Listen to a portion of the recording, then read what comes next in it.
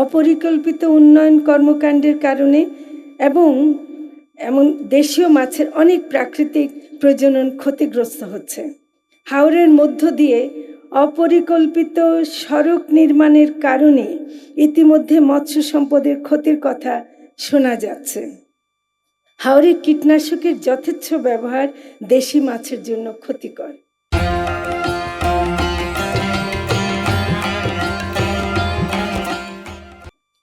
চাষের মাধ্যমে মাছের উৎপাদন অনেক গুরুত্বপূর্ণ ভূমিকা রাখছে। 1984-85 সালে মোট উৎপাদিত মাছের মধ্যে চাষের মাছের অবদান ছিল মাত্র 16%। এখন মোট 50 লাখ মেট্রিক টন মৎস্য উৎপাদনে চাষের মাছ প্রায় 30 লাখ মেট্রিক টন, অর্থাৎ 60%। রুই, কাতলা, পাঙ্গাস, পাবদা ইত্যাদি এখন চাষের মাধ্যমে পাওয়া যাচ্ছে। মৎস্য চাষে অনেক তরুণ উদ্যোক্তা এগিয়ে আসছেন। চাষের মাছের জন্য মৎস্য রেণু, পোনা উৎপাদনে হ্যাচারি স্থাপন করে সরকারি পাশাপাশি বেসরকারি খাত অনেক এগিয়ে এসছে। মৎস্য অধিদপ্তরের পক্ষ থেকে প্রশিক্ষণ সহ নানান সেবা দেয়া হয়। নিরাপদ ফিডের নিশ্চয়তা পেলে জনগণ নিরাপদ মাছ খেতে পারবে, এটাই আমরা চাই।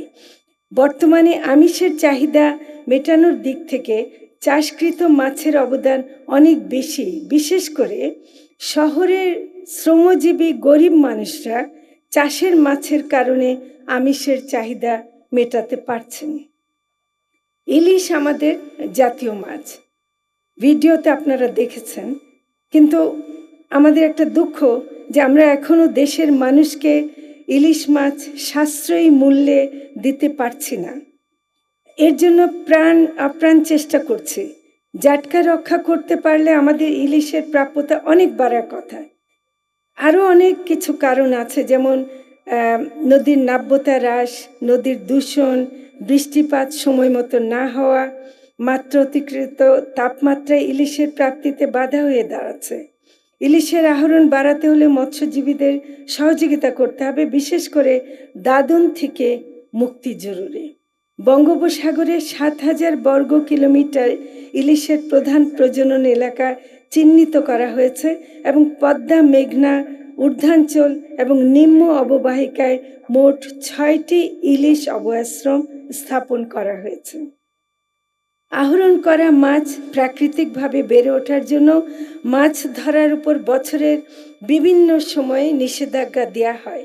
এই সময় জেলে পরিবারদের মধ্যে চাল বিতরণ করা হয়।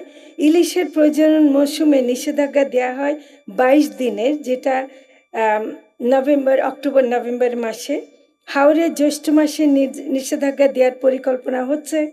সবচেয়ে গুরুত্বপূর্ণ নিষেধাজ্ঞা দেওয়া হয়েছে বঙ্গোপসাগরে সব ধরনের মাছের জন্য এপ্রিলের 15 থেকে জুনের 11 তারিখ পর্যন্ত 58 দিনের।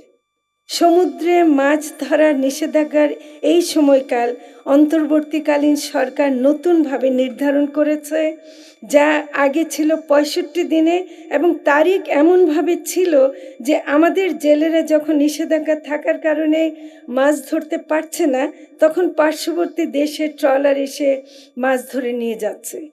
এই 58 দিনের নিষেধাজ্ঞা পালনে বিশেষভাবে আমাদের সহায়তা করেন নৌবাহিনী, কোস্টগার্ড, নৌ পুলিশ এবং অবশ্যই মৎস্য কর্মকর্তা।